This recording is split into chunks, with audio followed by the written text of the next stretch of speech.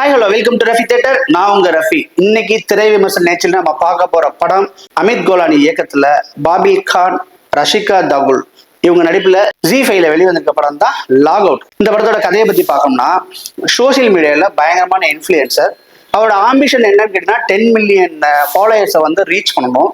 So அது வந்து பார்த்தீங்கன்னா அதை ரீச் பண்ணுறதுக்கு அந்த பையன் வந்து பார்த்தீங்கன்னா ஈஸியாக ரீச் பண்ணல. அந்த ரீச் பண்ணுறதுக்கு இடையில பார்த்தீங்கன்னா அவனுக்கு வந்து ஒரு டெரிஃபிங்கான ஒரு மேட்ரு ஒன்று நடக்குது. அந்த மேட்ரை கடந்து எப்படி போய் அந்த 10 மில்லியனை ரீச் பண்ணானா பண்ணலையா, அவனுக்கு ஏதோ உயிருக்கு ஆபத்தான சூழ்நிலை ஏதோ உருவாச்சா அப்படிங்கிறத ரொம்ப திக்குன்னு சொல்ல வைக்கிற படம் தான் ஜி5ல வெளியே வந்திருக்கிற நம்ம லாக் அவுட் படம். இந்த படத்தோட ஹீரோ யாருன்னு கேட்டீங்கன்னா பாபி கான். இவரை பத்தி சொல்லணும்னா, மறைந்த நம்மளுக்கு நேஷனல் அவார்ட்லாம் வாங்கியிருக்காரு. அவர் யார் உங்களுக்கு தெரியும், இர்ஃபான் கான். அவருடைய பையன் தான் வந்து பாத்தீங்கன்னா பாபி கான். இந்த இர்ஃபான் கானை பத்தி பெரும்னா நீங்க நிறைய பார்த்துருப்பீங்க. பிஐ படத்துல பார்த்துருக்கலாம், ஸ்லம்டாக் மில்லியனர்ல இதெல்லாம் பார்த்தீங்கன்னா சரியா நடிச்சிருப்பாப்ல. அவர் நீங்க பார்க்காதவங்க இந்த போஸ்டர் போட்டிருக்கோம், நீங்க பாத்துக்கிறங்க. அப்படி ஒரு அருமையான ஆக்டருடைய பையன் தான் இந்த படத்துல நடிச்சிருக்காப்ல. படத்துல வந்து பாத்தீங்கன்னா உங்களுக்கு வந்து இளைஞர்கள் மத்தியில வந்து இந்த போனுங்கிற விஷயம் வந்து எவ்வளவு அடிக்ட் ஆயிருக்குது.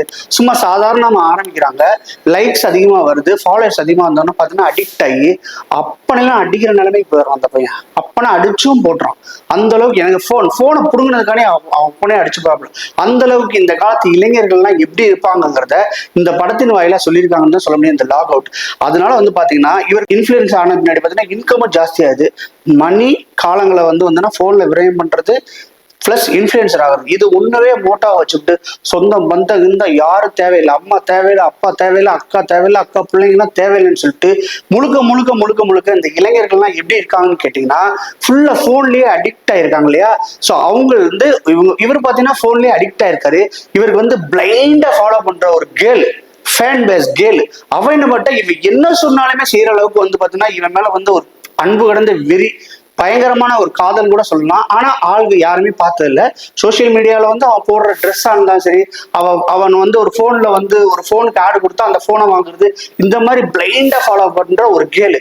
இவங்க ரெண்டு பேருக்கும் நடக்கிற ஒரு யுத்தம் தான் சொல்லலாம் இந்த படத்துடைய கதையை பாத்தீங்கன்னா, படத்தோட மேஜரா ஆரம்பிக்கிற போது வந்து பாத்தீங்கன்னா இன்னொரு கேரக்டர் வருது. அதுக்கப்புறம் பார்த்தா அந்த ரெண்டே கேரக்டர் மட்டும் 1 மணி நேரம் 48 நிமிஷம் நம்மளை வந்து நல்லா படுத்து கிடந்து தான் பார்த்தேன்.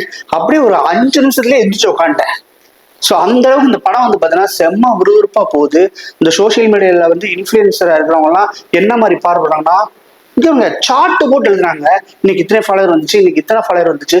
ஸோ அதை வந்துச்சு போச்சு அப்படின்னா இல்லாம சார்ட் போட்டு வச்சு என்ன கண்டென்ட் கிரியேஷன் பண்ணலாங்கிறத அந்த ஒரு பையன் மண்டே உடச்சுக்கிட்டு எப்படி பண்ணலாம் எது ட்ரெண்டிங்கா இருக்குன்னு சொல்லிட்டு இப்பெல்லாம் என்ன நடக்குது தெரியுமா, அதை பூரா அப்படியே வந்து இந்த படத்துல வச்சிருக்காப்ல.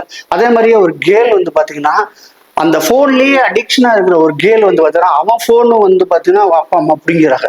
அதுக்கு பின்னாடி அவ என்ன மாதிரி ரியாக்ஷன் பண்றா, இவனை வந்து சோசியல் மீடியால ஃபாலோ பண்ண முடியாம அவ தவிக்கிறது, அவ என்னெல்லாம் ஸ்டெப் எடுக்காங்கிறத உண்மையிலே சொன்னேன் தரமா சொல்லி முடிச்சிருக்கான்னு சொல்ல முடியும். ஆக்சுவலி இந்த படம் என்ன சொல்ல வருதுன்னா, இந்த காலத்து இளைஞர்கள்லாம் வந்து பாத்தீங்கன்னா இந்த இன்ஃபுளுசர் ஆகுறதுக்கும் இந்த சோசியல் மீடியாவோட அடிக்ஷன் ஆயிட்டு என்னென்னலாம் பாடுறாங்க, எது ட்ரெண்டிங்னு சொல்லிட்டு காலையில பாத்தீங்கன்னா நைட்டு ஃபுல்லா வந்து பாத்தீங்கன்னா 3 மணி 4 மணி வரை ஸ்க்ரால் பண்ணி பார்த்து என்ன இன்னைக்கு ட்ரெண்டிங் ஆச்சுன்னா, அந்த ட்ரெண்டிங்னால நம்ம குடும்பம் பாதிக்குமா, நம்ம பாதிக்குமா, நம்மளுடைய தமிழ் கலாச்சாரம் பாதிக்குமா, எதையுமே கால்குலேட் பண்ணாம ஒரு ட்ரெண்டிங் ஆகுது. இந்த படத்துல பாத்தீங்கன்னா பேக் சைட்ல நின்றுட்டு திரும்பி நின்று ஆடிட்டு அவனுடைய இன்னர் வேர் தர மாதிரி போட்டுட்டு அந்த ஷேக் பண்ணிட்டு மறுபடியும் தூக்கி மாட்டுறது, இது வந்து ஒரு இடத்துல ட்ரெண்ட் ஆயிருக்கு. வெளிநாட்டு கலாச்சாரத்துக்கு அது ஓகே, நம்ம தமிழ் கலாச்சாரத்துக்கு நம்ம இந்திய கலாச்சாரத்துக்குலாம் ஒத்து வருமா, ஆனா அதை செஞ்சு பத்திரா போட்டுட்டு இருக்கேன். இப்ப இடையில கூட பாத்தீங்கன்னா ஒருத்தர் வந்து துண்டை வச்சு இப்படி ஆடிட்டே இருப்பான், பின்னாடி பாத்தீங்கன்னா அவருடைய கிரஷ் வந்து பின்னாடி இருப்பா, அவ வந்து மெரிட்டல் அஃபேர்ல வந்து பாத்தீங்கன்னா அந்த பொண்ணு அப்படி பின்னாடி இருப்பா, பொண்டாட்டி இப்படி வரும்போது அப்படி நைஸா போட்டு ஓடின்னு சொல்லிட்டு போறது ஒரு ட்ரெண்டிங். அதை வந்து பாத்தீங்கன்னா புருஷன் கொண்டாடியே செய்ய ஆரம்பிச்சிட்டாங்க ட்ரெண்டிங்ல பேர்ல. ஏங்க ட்ரெண்டிங்னா அப்படிதான் பண்ணணுமா, பாக்குறாங்க அந்த வியூஸ் காணியும் லைக்ஸ் காணியும் எதெல்லாம் செய்யக்கூடாதோ நம்ம இதை பண்ணணும்னா நம்மளை எப்படி வந்து அடுத்த சமுதாயம் வந்து, ஒருவேளை இவருக்கு வந்து கல்யாணம் ஆகி ஒரு புள்ள பிறந்துச்சுன்னா, ஒருவேளை அந்த பொண்ணுக்கு வந்து கல்யாணம் ஆகிட்டு ஒரு புள்ள பிறந்துச்சுன்னா அவங்க இந்த மாதிரி எல்லாம் பார்ப்பாங்களா, பார்க்க முடியுமா? ஸோ அந்த அளவுக்கு இறங்கி போறாங்க. நாளடைவில் தமிழ்நாட்டிலேயே பாத்தீங்கன்னா அந்த கலாச்சாரம் வந்து தலைக்கு ஏறி போய் பாத்தீங்கன்னா 2 பிள்ளைய வந்து கிணத்துல தூக்கி போட்டு கொண்டு விட்டு மெரிட்டல் அஃபேர்ல வந்து பாத்தீங்கன்னா நீங்க வந்து வேற ஒருத்தனோட ஓடிட்டு இருக்கீங்க, இன்ஃபுளுசரா இருக்கான் அவன் அவன் நம்மளை நல்லா பாத்துக்குவான்னு சொல்லிட்டு அவன் என்ன செய்வான், ஃபுல்லா பாத்தீங்கன்னா யூஸ் பண்ணிட்டு தூக்கி போட்டுறான். அதுக்கப்புறம் இவங்களை போய் தற்கொலை பண்ணிக்கிறது. இந்த மாதிரி சமுதாயத்துக்கு கேடான விஷயங்கள் எவ்வளவோ நடந்துகிட்டு இருக்குது. இதுல எல்லாம் நம்ம எவ்வளவு உஷாரா இருக்கணும்ன்றத உண்மையிலே சொல்றேன், அழகா சொல்லிட்டு வந்திருக்காங்க. 1 மணி நேரம் 40 நிமிஷம். இந்த காலகட்டத்துல வந்து பாத்தீங்கன்னா உண்மையா சொல்றேன், ஒரு தமிழ்ல வந்து ஒரு பேர் பெற்ற ஒரு ஹீரோ அதர்வானே வச்சுக்கங்களேன், ஜெயம் ரவியே வச்சுங்களேன், தனுஷையே வச்சுங்களேன், படம் ஃபுல்லா வந்தா நம்மளுக்கு நஞ்சு மாதிரி இருக்கும். என்னடா எரிச்சலா அங்கங்க போயிட்டு இருக்கணும், அப்பனா பரவாயில்ல. 2.5 மணி நேரமும் பாத்தீங்கன்னா அவங்களே நம்மள பார்க்க முடியாது. Even non artist, performer, single take artist அவங்களே பார்க்க முடியாது. ஆனா அந்த புதுப்பையன் பாபி கான் வந்து பாத்தீங்கன்னா 1 மணி நேரம் 40 நிமிஷம். அந்த பொண்ணும் பாத்தீங்கன்னா அந்த பொண்ணு வந்து ஃபுல் அண்ட் ஃபுல் வந்து வாய்ஸ் ஓவரை தான் பண்ணிட்டு இருக்கு. கிளைமாக்ஸ்ல தான் அது யார் வில்லின்னு சொல்லிட்டு காமிக்கிறாங்க.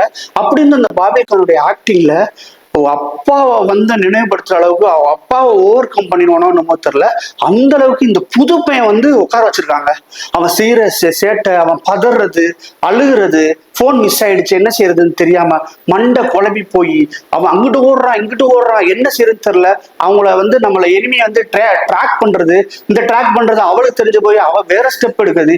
இந்த மாதிரி கலக்குன்னு கலக்கிவிட்டான்னு சொல்ல முடியும் அந்த பையன் பாபி கான. உண்மையிலே சொல்றேன், இந்த படத்துக்கு வந்து தகுதியான ஆளு. நான் கூட நினைச்சிட்டு இருந்தேன் தமிழ்ல வந்து இந்த கேரக்டரை யார் பண்ணா நல்லா இருக்கும்னு சொல்லிட்டு.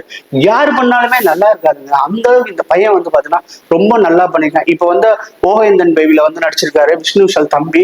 அந்த பையனுக்குலாம் ரொம்ப பொருத்தமா இருக்கும். ஏன்னு கேட்டீங்கன்னா அவர்கிட்டயும் ஒரு இன்னோசென்டான ஒரு ஃபேஸ் ஒண்ணு இருக்குது. 2வது யாருமே பார்க்காத ஃபேஸ். அவருக்குலாம் இந்த மாதிரி கதைகளை வந்து கிடைச்சிச்சுன்னா உண்மையிலே நல்ல லட்டு மாதிரி இருக்கும். இந்த மாதிரி கதைகள் எடுத்து தமிழ் சினிமா பண்ணாங்கன்னா உண்மையிலே விறுவிறுப்பா இருக்கும். இப்ப சமீபத்துல பாத்தீங்கன்னா ட்ரெண்டிங் ஒரு படம் வந்துச்சு. அந்த படத்துடைய கதையும் நீங்க பாத்தீங்கன்னா ஆழமா பாத்தீங்கன்னா உண்மையிலேயே நல்ல கதைங்க, அருமையான கதை. என்னன்னா ஸ்கிரீன் பிளேல கொஞ்சம் தொய்வாகி போச்சு, கொஞ்சம் லேக் ஆனதுனால அந்த படம் வந்து பாத்தீங்கன்னா பெரிய அளவுல போகல. ஆனாலும் பாத்தீங்கன்னா கலையரசனுக்கோ அந்த பொண்ணு பிரியாவுக்கோ வந்து பாத்தீங்கன்னா நல்ல பேர் வாங்கி கொடுத்து, டைரக்டருக்குமே நல்ல பேர் வாங்கி கொடுத்து. படத்துலன்னு ஒரு பட்ஜெட் இருக்கு இல்லையா, கலையரசனும் ஒரு பட்ஜெட் இவ்வளவு செலவழிக்க முடியும். கலையரசனுக்கு போய் 70 கோடி 80 கோடி செலவழிக்க முடியுமா? முடியவே முடியாது. ஒரு 5 கோடி 7 கோடிக்குள்ள தான் அவங்க படத்தை பண்ண முடியும். ஸோ அந்த மாதிரி பண்ணி சக்சஸ் ஆனது படம் தான் நம்ம சொல்ல முடியும். ஆனாலும் பாத்தீங்கன்னா இந்த ட்ரெண்டிங் மாதிரி ஒரு படமும், இந்த லாக் அவுட் மாதிரி ஒரு படம், இதெல்லாம் வந்து பாத்தீங்கன்னா சோசியல் மீடியால இன்னைக்கு நடக்கிற பிரச்சனைகளை பூரா அழகா சொல்லி சூப்பரா தூக்கி போட்டு அருமையா பண்ணிட்டு இருக்கா. இந்த மாதிரி படங்கள் வந்து பாத்தீங்கன்னா லோ பட்ஜெட்ல நீங்க இந்த மாதிரி படங்கள்லாம் பண்ணீங்கன்னா கண்டிப்பா ஜெயிக்கும். நல்லா உட்காந்து யோசனை பண்ணணும்.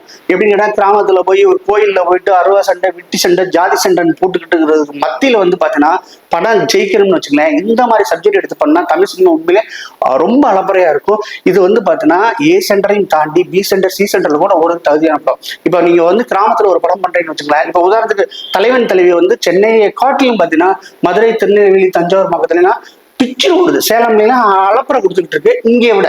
ஏன் அப்படி கேட்டீங்கன்னா சிட்டி கல்ச்சருக்கு வந்து அந்த படம் வந்து ஓரளவு தான் ஒத்து போகும். ஏன்னா சிட்டில யார் இருக்கான்னு கேட்டா எல்லாருமே வந்து பாத்தீங்கன்னா வெளி மாவட்டத்துல இருந்து வந்து இங்க தங்குறவங்க தான் அதிகமா இருக்காங்க. சோ அதனாலதான் வந்து பாத்தீங்கன்னா இந்த படம் வந்து சிட்டியோட பாத்தீங்கன்னா தலைவன் தலைவர் வந்து பாத்தீங்கன்னா கிராம சைடு, அதாவது பி சென்டர் சி சென்டர்லாம் சக்கப்போட ஓடிக்கிட்டு இருக்கு. இந்த படம் பாத்தீங்கன்னா 2K கிட்ஸ்னு மட்டும் இல்லைங்க, எல்லாருக்குமே வந்து ஒரு நல்ல பாடத்தை சொல்லி கொடுக்குது. இப்ப பாத்தீங்கன்னா குழந்தைய கையில எல்லார் கையிலயும் வந்து மொபைல். ஸோ வந்து இருக்க வேண்டியது இது வந்து பார்த்தீங்கன்னா ஃபுல் அண்ட் ஃபுல் வந்து வாழ்க்கையே மொபைல்னு போகக்கூடாது. வாழ்க்கையில இது ஒரு அங்கம், ஒரு பார்ட், ஒரு 1 ஹவரோ 2 ஹவரோ நம்ம ஸ்பெண்ட் பண்ணிக்கலாமே ஒழிய அதுதான் எனக்கு மேஜர் ரோல் சொல்லிட்டு எடுத்து பண்ணீங்கன்னா எவ்வளவு பெரிய விபரீதத்தான முடியும். இந்த காலத்துல வந்து பாத்தீங்கன்னா கள்ளம் பெருசா காப்பாம் பெருசான்னு கேட்டா கள்ளம் தான் பெருசுன்ற ஒரு பழமொழி, பழைய பழமொழி இருக்குது.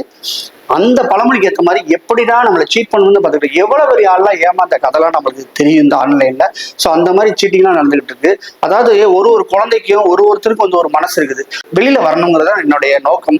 சமீபத்தில் அந்த பறந்து போ படத்துல கூட நீங்க பாத்தீங்கன்னா அந்த பையன் பார்த்தீங்கன்னா அவன் அப்பாக்காரர் கூப்பிட்டா கூட அவனால திரும்பி பார்க்க முடியாது. ஏன்னா அவன் வந்து கான்சென்ட்ரேஷன் எல்லாமே எதுல இருந்துச்சுன்னா போன்ல இருக்குது.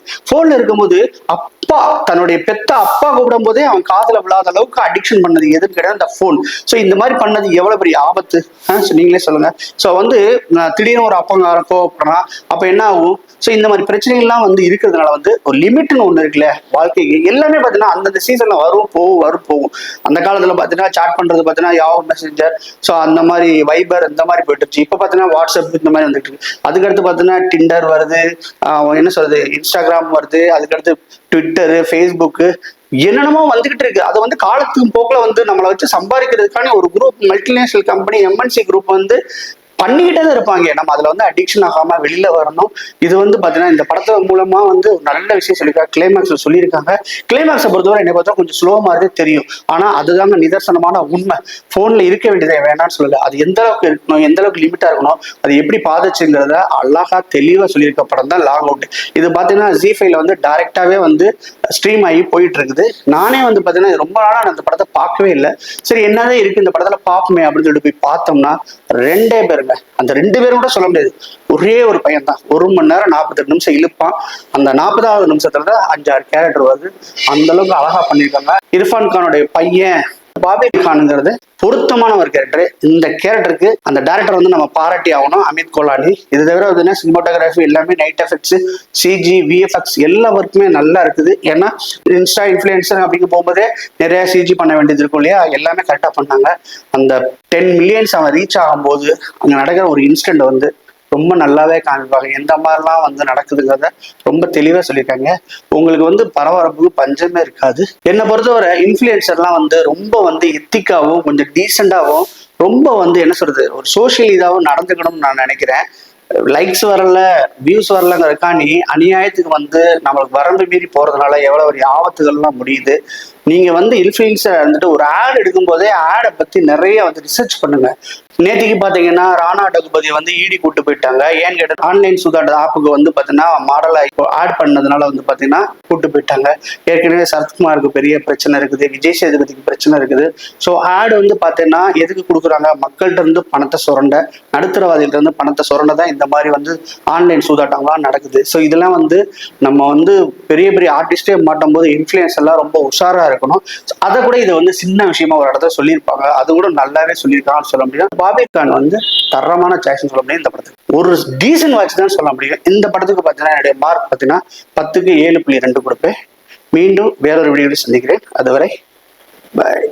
இந்த வீடியோ பிடிச்சிருந்துச்சுன்னா லைக் பண்ணுங்க, ஷேர் பண்ணுங்க, கமெண்ட் பண்ணுங்க. ரஃபி தியேட்டரை மறக்காம சப்ஸ்கிரைப் பண்ணிருங்க. பெல் பட்டனை கிளிக் பண்ணிருங்க.